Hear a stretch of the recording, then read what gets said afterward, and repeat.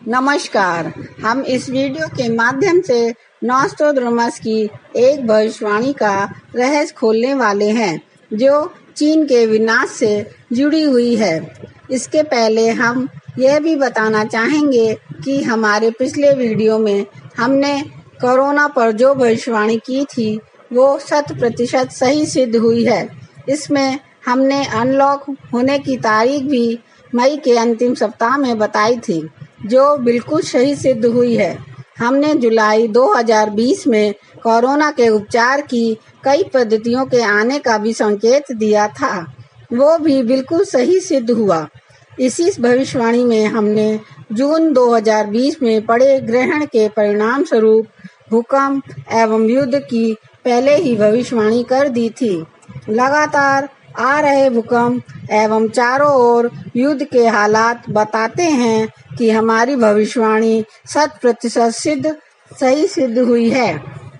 हमने 23 सितंबर 2020 तक कोरोना के समाप्त होने की भी भविष्यवाणी की थी, जो सही सिद्ध हुई है। 23 सितंबर 2020 के बाद राहु के कोरोना फैलाने की ताकत समाप्त होते ही संक्रमण के केस तेजी से कम हो रहे हैं। कोरोना का थोड़ा बहुत असर दिखाई दे रहा है, वो ग्रहण के कारण है और आने वाले महीनों में ये असर भी समाप्त हो जाएगा।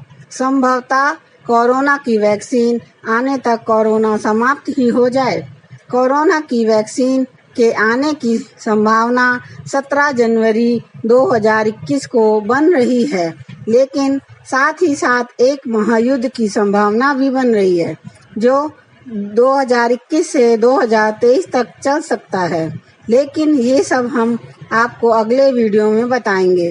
पहले नॉस्ट्राडामस की भविष्यवाणी पर चर्चा करते हैं। महान भविष्यवेत्ता नॉस्ट्राडामस को कौन नहीं जानता। नॉस्ट्राडामस का जन्म 14 दिसंबर 1503 को फ्रांस के एक गांव सेंट रेमी में हुआ था।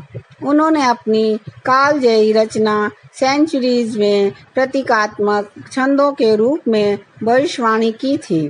इसी पुस्तक में नॉस्ट्राडामस ने अपने पुत्र सीजर को संबोधित करते हुए लिखा है, यदि मैं वह सब बता दूं जो आज के बाद घटने वाला है, तो मौजूदा राज सिंहासन, धर्म, मत व संप्रदाय कदापि सहमत नहीं होंगे और उसकी निंदा और उलाहना करने लगेंगे, मगर आने वाला युग बता देगा कि मेरी बातें सही थी। नॉस्ट्राडामस की बात चलकर सही सिद्ध हुई। इसी पुस्तक में नॉस्ट्राडामस ने चीन के ऊपर एक सटीक भविष्यवाणी की है।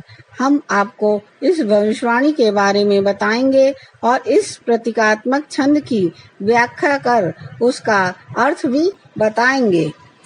नॉस्ट्राडामस ने सेंचुरी चतुर्थ के छंद 50 में फ्रांसीसी भाषा में जो लिखा है, अंग्रेजी में उसका तात्पर्य है, Libra shall see Spain to rain and have the monarchy of heaven and earth. Nobody shall see the forces of Asia to perish till 7 have kept the hierarchy successively. इसका तात्पर्य है, तुला का झुकाव पश्चिम की ओर नजर आएगा। आकाश और भूमि दोनों पर उसका शासन होगा। जब तक सातों क्रमिक रूप से शासन नहीं संभाल लेते, तब तक एशिया की शक्ति के नाश का किसी को अनुमान नहीं हो पाएगा। भविष्यवाणी में लिखा है कि तुला का झुकाव पश्चिम की ओर नजर आएगा। आकाश और भूमि दोनों पर उसका शासन होगा। जैसा कि हम जानते हैं कि पश्चिम से तात्पर्य अमेरिका और यूरोपीय देशों से है। आज सैन्य शक्ति के मामले में तुला का झुकाव पश्चिम यानी अमेरिका के पक्ष में ही है। आकाश और भूमि दोनों पर वो एकमात्र महाशक्ति है।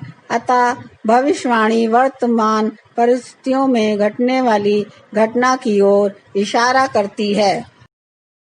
इस प्रकार भविष्यवाणी में आगे लिखा है कि जब तक सातों क्रमिक रूप से शासन नहीं संभाल लेते, तब तक एशिया की शक्ति के नाश का किसी को अनुमान नहीं हो पाएगा। भविष्यवाणी का यही भाग रहस्यमय एवं गूढ़ है। आइए इस पहेली को सुलझाते हैं। इस समय एशिया की शक्ति यदि कोई है तो वह निर्विवाद रूप से चीन है। अतः यह तय है कि यह भविष्यवाणी चीन की शक्ति के नाश से जुड़ी हुई है। लेकिन भविष्यवाणी में सातों कौन है? इतिहास खंगालने पर ज्ञात हुआ कि चीन के वर्तमान राष्ट्रीय अध्यक्ष शी जिनपिंग चीन के 7वें राष्ट्रीय अध्यक्ष हैं। ऐसी स्थिति में भविष्यवाणी के अनुसार जब तक चीन के सातों राष्ट्रीय अध्यक्ष क्रमिक रूप से शासन नहीं संभाल लेते, तब तक चीन की शक्ति के नाश का किसी को अनुमान नहीं हो पाएगा। आज तक हम कल्पना भी नहीं कर सकते थे कि चीन जैसे राष्ट्र का नाश भी संभव है। इस प्रकार नॉस्ट्राडामस की उक्त भविष्यवाणी का स्पष्ट संकेत है कि जब पश्चिमी राष्ट्रों का वर्चस्व होगा और चीन के 7 राष्ट्रीय अध्यक्ष क्रमिक रूप से शासन संभाल लेंगे, तब चीन की शक्ति का नाश हो जाएगा। अतः भविष्यवाणी चीन के विनाश का स्पष्ट संकेत देती प्रतीत हो रही है। ये भी तय है कि शी जिनपिंग के शासनकाल में ही उक्त विनाश लीला होती प्रतीत हो रही है। चीन के विनाश की इस भविष्यवाणी का रहस्य खोलने के पश्चात हम शीघ्र ही तृतीय विश्व युद्ध की भविष्यवाणी पर वीडियो बनाने वाले हैं, जो शीघ्र ही आपके समक्ष होगा। इसमें वर्ष 2021 के पहले 3 माह में संसार में व्याप्त होने वाले भय का भी ज्योतिषीय विश्लेषण करेंगे।